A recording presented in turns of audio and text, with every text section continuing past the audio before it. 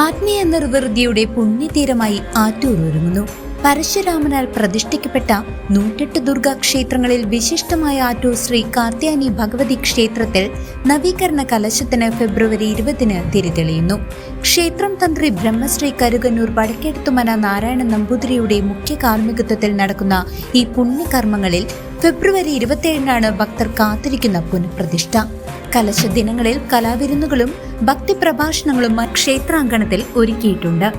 തലമുറകളിൽ ഒരിക്കൽ മാത്രം ലഭിക്കുന്ന ഈ പുണ്യാവസരത്തിൽ പങ്കുചേരാൻ എല്ലാ ഭക്തജനങ്ങളെയും ആറ്റൂരിലേക്ക് ഭക്തിപൂർവ്വം ക്ഷണിക്കുന്നു.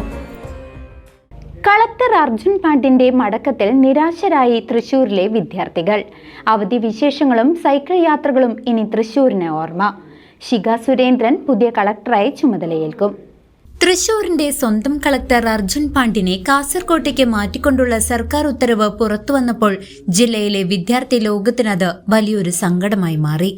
മഴ കനക്കുമ്പോൾ സോഷ്യൽ മീഡിയയിലൂടെ കളക്ടറോട് അവധി ചോദിക്കുന്നതും സ്നേഹപൂർണമായ മറുപടികളിലൂടെ അദ്ദേഹം വിദ്യാർത്ഥികളുടെ പ്രിയപ്പെട്ട കളക്ടർ ബ്രോ ആയി മാറിയതും തൃശൂർക്കാർക്ക് മറക്കാനാവില്ല.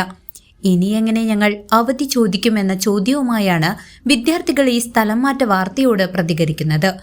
വിദ്യാർത്ഥികളെ മാത്രമല്ല, ജില്ലയിലെ സൈക്കിൾ പ്രേമികളെയും ഈ വാർത്ത തെല്ലൊന്നുമല്ല നിരാശരാക്കുന്നത്.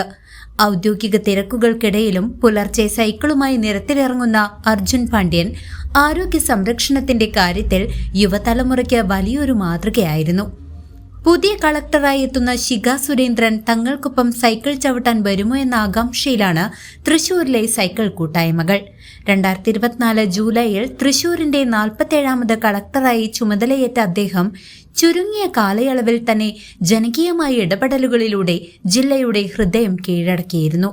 മികച്ച കളക്ടർക്കുള്ള സംസ്ഥാന സർക്കാരിന്റെ റവന്യൂ അവാർഡ് നേടിയതിന് തൊട്ടു പിന്നാലെയാണ് അദ്ദേഹത്തിന്റെ ഈ മടക്കം. News desk CCV.